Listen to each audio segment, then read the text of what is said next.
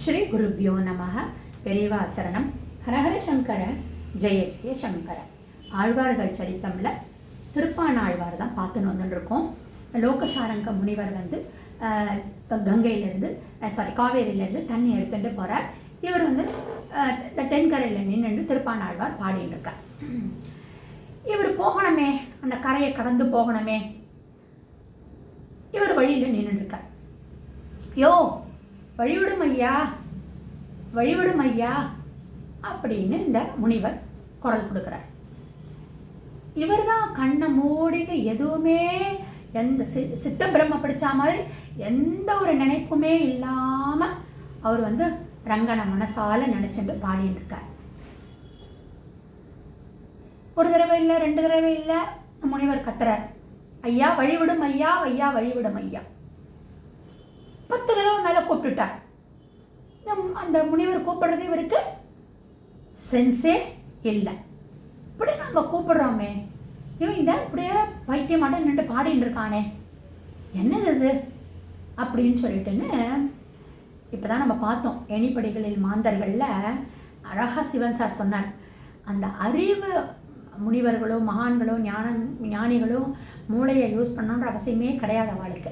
அந்த அறிவை வந்து நல்லபடியாக அவள் யூஸ் பண்ணிட்டு இருக்கிறதுனால தான் அவள் மகான்களாகவும் முனிவர்களாகவும் இருக்காள். ஆனால் என்னென்னா சட்டு சட்டு சட்டு சட்டு கோபம் வந்துடும் இந்த முனிவர்களுக்கு எல்லாருக்குமே.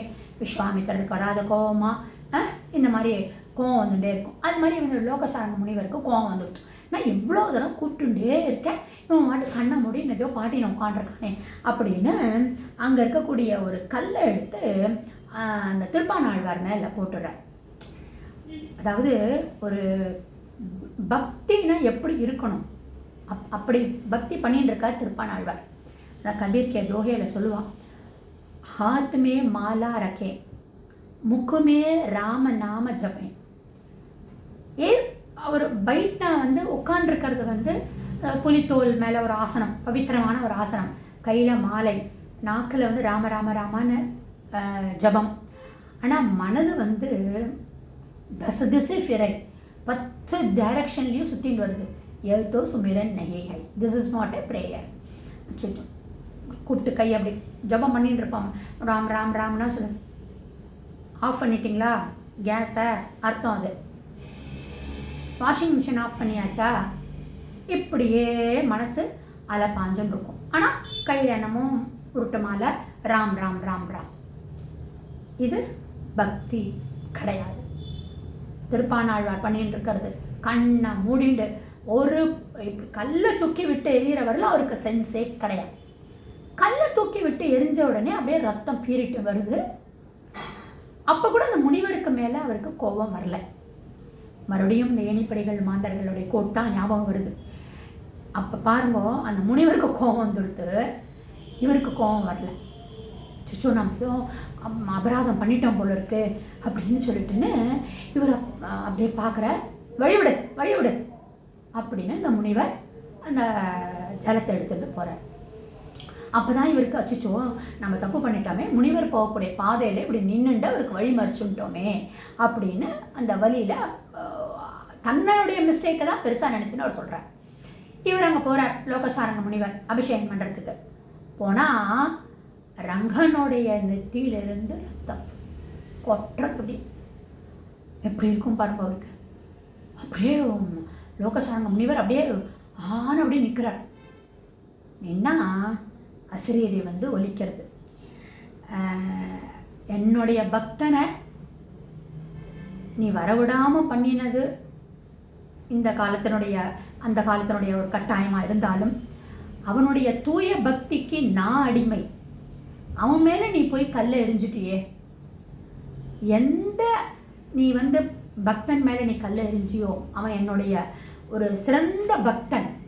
அதனால் நாளைக்கு நீ வந்து அவனை உன்னுடைய தோளில் தூக்கிண்டு நீ வரணும், கோவிலுக்குள்ளே கூட்டிண்டு வா அப்படின்னு அந்த அசிரீரி ஒலிக்கிறது. அப்படியே இவர் தகச்சு போய் நிற்கிறார் லோகசாரங்க முனிவர். அடுத்த நாள் அதே இடத்துல திருப்பானாழ்வார் பாடின்னு இருக்கார். தென்கரையில் நின்றுண்டு இவர் அபிஷேகத்துக்கு தண்ணி எடுத்துட்டு வரார். எடுத்துன்னு வந்தால் இந்த முனிவர் கிடுகிடுன்னு இவர் கிட்டக்க வந்து நேற்றுக்கு மாதிரி கல்லை தூக்கி அடிக்காமல் ஐயா அப்படின்னு அவரை கூப்பிட்டு, ஏன்னா இன்றைக்கும் அவர் கண்ணபுரின்னு பாடின்னு இருக்காரு திருப்பானாழ்வார், அவரை இந்த மாதிரி நடந்ததை சொல்லி அவரை தூக்க ஆரம்பிச்சிட்டார். ஐயோ முனிவரே என்னை போய் நீங்கள் தூக்குறீங்களே அப்படின்னா, ரங்கனுடைய கட்டளைப்பா, எந்த கையால் நான் உன்னை கல்லை தூக்கி அடித்தேனோ அந்த கையால் உன்னை தூக்கின்னு வர சொல்லி கோவிலுக்குள்ளே உன்னை வரத்துக்கு ரங்கன் ஆர்டர் போட்டிருக்காருப்பா, கட்டளைப்பா அப்படின்னு. அதாவது அவர் ரங்கன் சொல்லியிருக்கார், உனது தோளில் ஏற்று எம்மிடம் கூட்டி வாரும்னு சொல்லியிருக்காருப்பா அப்படின்னு சொன்ன உடனே அப்படியே திருப்பானாழ்வார் கதறி அழறார். முதல் முறையாக ரங்கனை பார்க்குறோன்ற ஒரு சந்தோஷம். அப்படியே வந்தார். அந்த ரங்கனுடைய அவர் பாடின பாசுரம் 10 பாசுரம் தான். மற்றவா பெரியாழ்வார் மாதிரியோ ஆண்டாள் மாதிரியோ 30, 40, 100லாம் பாடவே இல்லை. பாடினது 10 பாசுரங்கள். தலையிலிருந்து பாதத்திலிருந்து கேசாதி பாதம் வரையிலும் ரங்கனுடைய அழகை வர்ணித்து அமலநாதி பிரான் அப்படின்னு ஆரம்பித்து பாடுறார். பாடி பாடி பாடி அந்த அப்படியே ரங்கனுடைய திருவடியில் ஐக்கியமாயிறார். 10 பாசுரம் பாடினவர் அப்படியே ஐக்கியமாயிட்டார். எல்லாரும் அப்படியே சூழ்ந்து நின்றுட்டு ரங்கா ரங்கா ரங்கான்னு கதர்றார். லோகசாரங்க முனிவர் அப்படியே தகச்சு போய் நிற்கிறார்.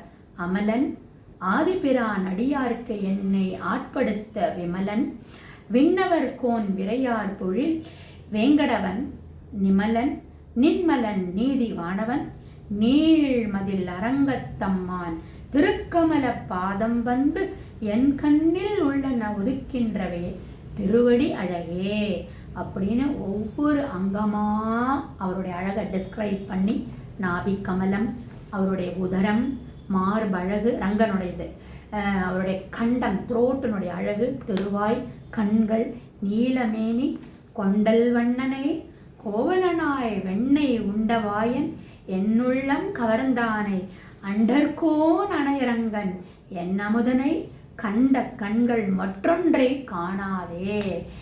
உன்னை பார்த்த அழகால என் கண்கள் மற்ற அழகை பார்க்காதுன்னு பாடி முடிச்சார். ரங்கனோட ஐக்கியமாயிட்டார். அந்த பக்தினால தான் அவர் ஒரு சிறந்த ஒரு ஆழ்வார்களில் வந்து திருப்பானாழ்வார் ஒரு இடம் பிடிச்சிருக்கார். அப்படின்னா கார்த்திகை மாதம் ரோஹிணி நட்சத்திரத்தில் பிறந்தவர். அவருடைய அந்த பாசுரங்களை படிக்க படிக்க, அதான் சொல்கிறேன் பாருங்க, கொண்டல் வண்ணனே சொல்லிட்டுன்னு இந்த அழகை ரசித்த கண்கள் வேறு எதையும் ரசிக்காதுன்னு சொல்கிறார். அப்படின்னா அவருடைய ஆழ்வாருடைய பக்தியை நம்ம என்னன்னு சொல்கிறோம்.